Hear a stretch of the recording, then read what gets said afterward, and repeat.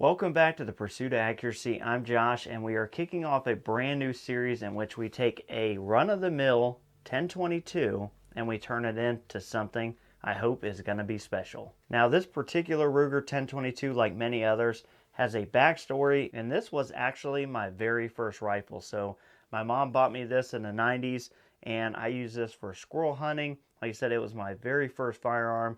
I shot squirrels, cans, targets, everything kids do, at least back in that day and age, with a Ruger 1022. And this is actually the factory bolt, factory barrel, pretty much all factory, but along the way I did end up replacing the stock and I put a Ruger BX trigger in it. So this is going to be our baseline. So there's two things I want to accomplish here. One, I want to see from the beginning to the end state how far we come in terms of accuracy with putting a ton of good parts on this. And two, I want to see along the way what makes the biggest difference. So if you're weighing your options on upgrading your Ruger 1022, maybe this will help you out. So for parts, first thing, optic. Yeah, we're going to over optic the crap out of this because I don't want that to be something that people speculate may be causing accuracy issues.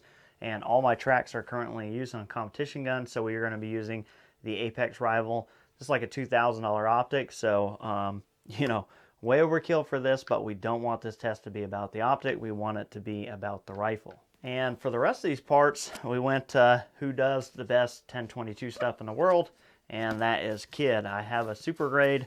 It's pretty freaking awesome, and this is going to be our barrel, and I'm not totally sure. Maybe you guys put it down in the comments and let me know in which order we should replace parts, but we're going to do them one at a time. So we have a Kid 22 long rifle stainless match grade barrel.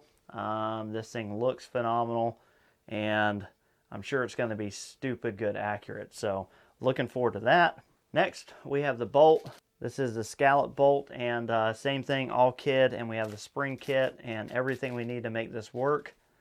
So also pretty excited about this because the bolts are really nice of the Kid.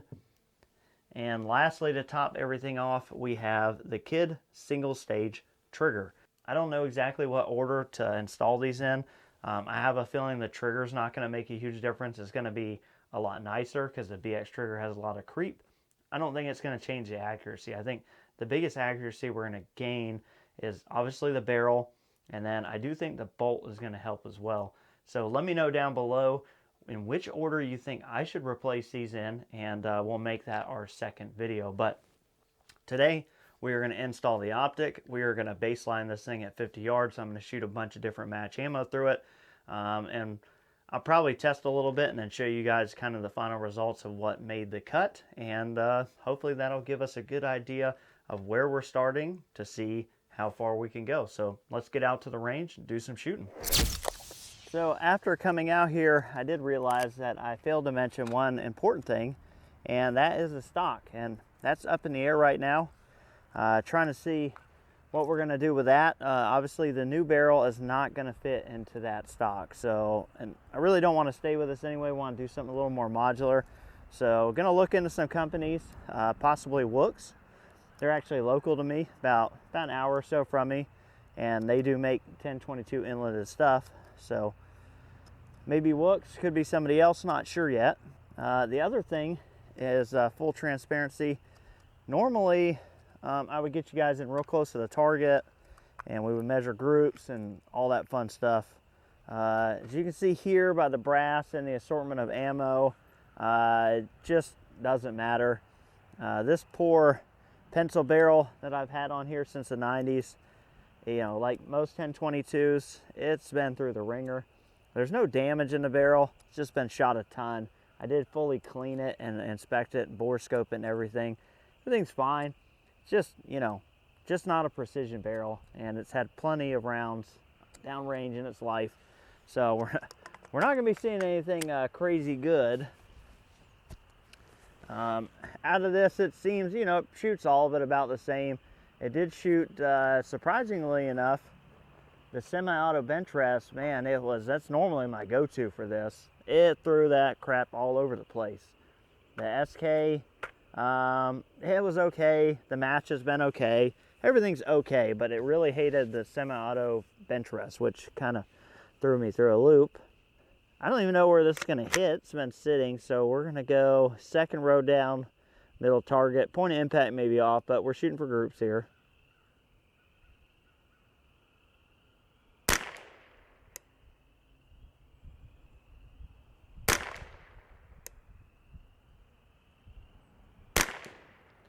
Whoa.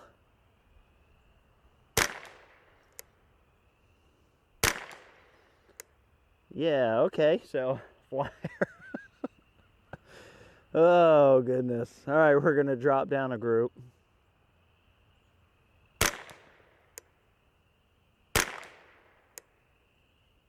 Where'd that say? Oh. Oh. Went way up in the other one. Back down.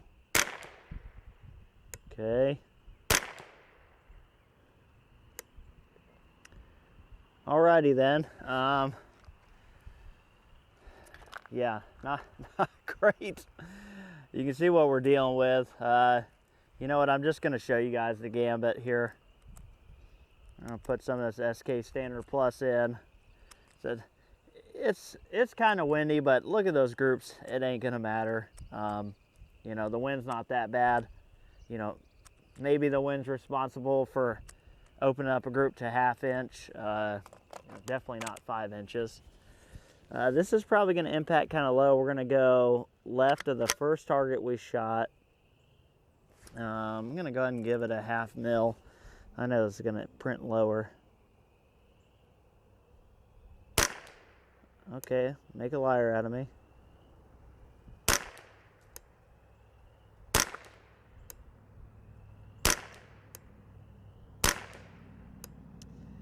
Oh yeah, just not good. We're going to drop down one.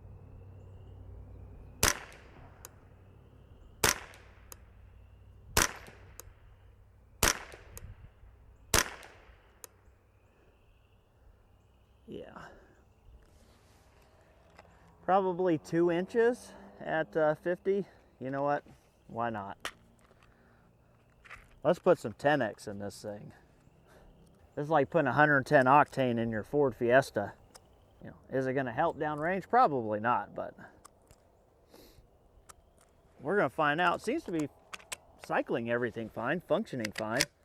That's one good thing. And that is one thing I've always had good luck with this rifle. I've really never had problems.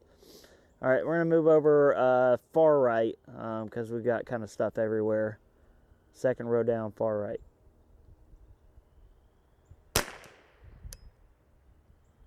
Oh, look at that. I talked it up. What did it do? Okay.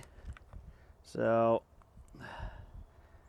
it's not shocking. This is why Ely makes a semi-auto bench rest and round nose, because these rifles have a hard time feeding the flat nose EPS bullets.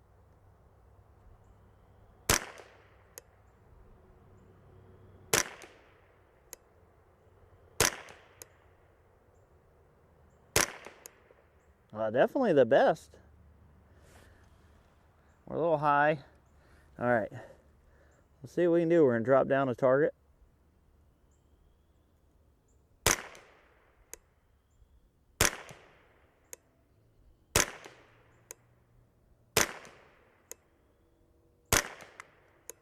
Oh, respectable. All right, let's shoot 5 more. That's a 1-inch group. This is the best grouping stuff that we've had. So we'll shoot 1 more just to see if it can kind of maintain that inch, and then we'll know that's kind of where we're starting from.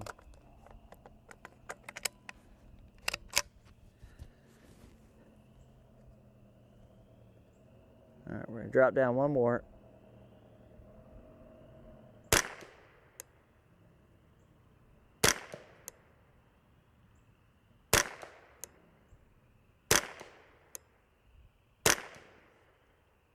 Okay, yeah.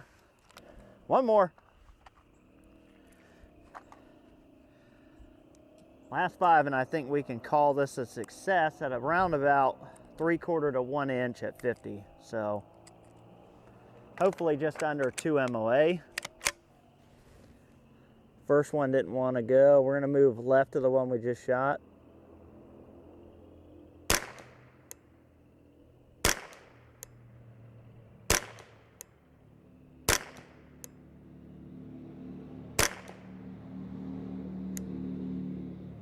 All right, so Ely 10X, 2 MOA on average, so about 1 inch at 50 yards.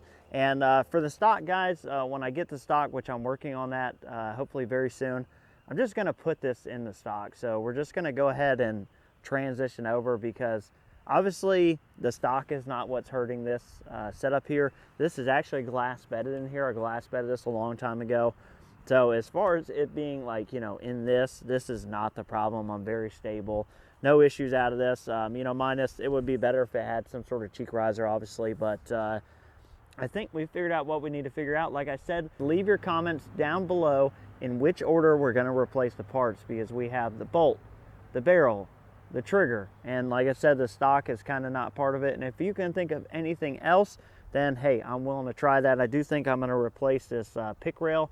It's a little out of spec. I'm not real happy about it. It obviously is going to hold just fine, but I want this to be a super nice rifle at the end of the day. After all, it is my very first rifle to ever own.